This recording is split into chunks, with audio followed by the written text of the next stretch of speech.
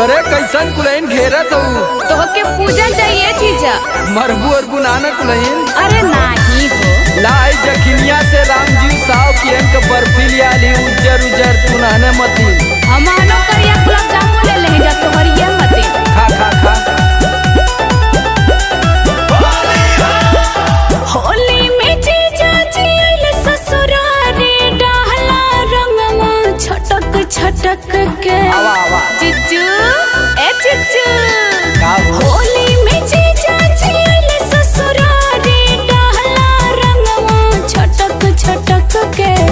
एक जानी बचे न पैबू रंगब न हंगावा पटक पटक के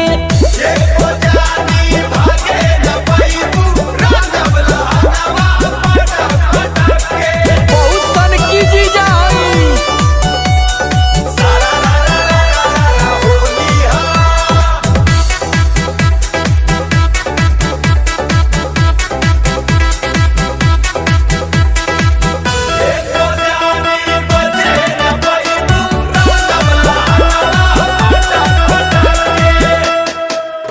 रंग पड़ी तोड़ता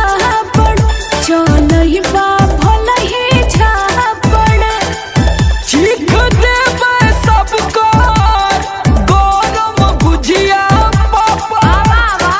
रंग के बना चोखा बना देल जाई उलाट दे पड़ी तोड़ता पड़ चलही बा भलही झापड़ चीख देबै सबको होली में गुजिया पापड़ पोत मोबिल सगरी देहिया आगे पीछे लटक लटक के एको जानी भागे न पैबू रंगब न हंगावा पटक पटक के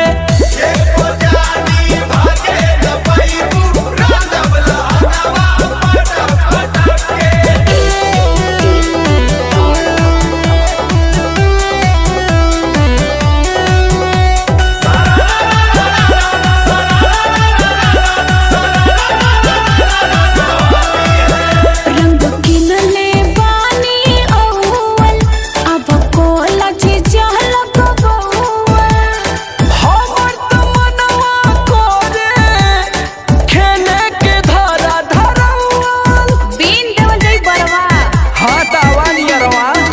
रंग किनले बानी अव्वल अब कोला जीजू लगबौल हमर त मनवा करे खेले के धरा धरौल समरवाल को होई जाए पागल महारा अखियां मटके मटके के एको जानी बचे न पैबू रंगब न हंगावा पटक पटक के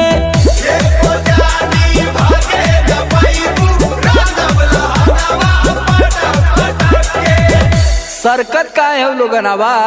अरे तू सन की हुआ हटा